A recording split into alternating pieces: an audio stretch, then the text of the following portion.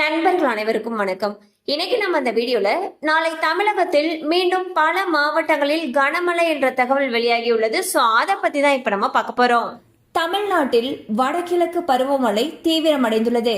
கடந்த 16ஆம் தேதி பருவமழை தொடங்கியதிலிருந்து தமிழகத்தில் பரவலாக கனமழை பெய்து வருகிறது.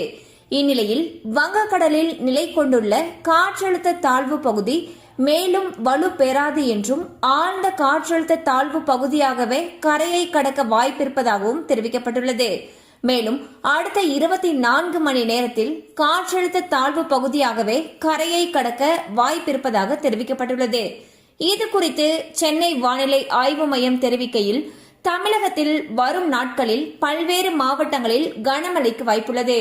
அதன்படி இன்று அதாவது அக்டோபர் 23ஆம் தேதி சென்னை, திருவள்ளூர், செங்கல்பட்டு, காஞ்சிபுரம், ராணிப்பேட்டை மாவட்டங்களில் கனமழை பெய்ய வாய்ப்புள்ளதாக தெரிவிக்கப்பட்டுள்ளது.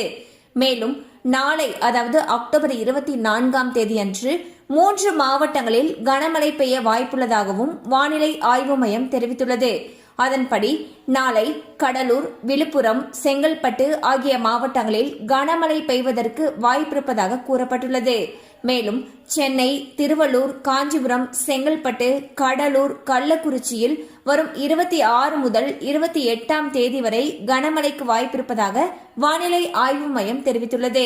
சோ பாத்தீங்கன்னா வடகிழக்கு பருவமழையானது தமிழகத்தில் தீவிரமடைந்துள்ளது.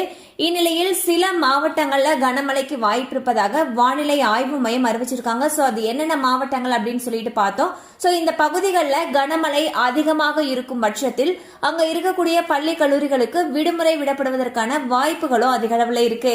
கண்டிப்பா அந்த அப்டேட் உங்களுக்கு பயனுள்ளதா இருந்திருக்கும் நம்புறோம். மேலும் இது போல அப்டேட்ஸ் உங்களை உடனே ரீச் ஆகணும்னு நினைச்சீங்கன்னா நம்ம சேனலோட தொடர்ந்து இணைந்திருங்கள். தேங்க்யூ ஃபார் வாட்சிங்.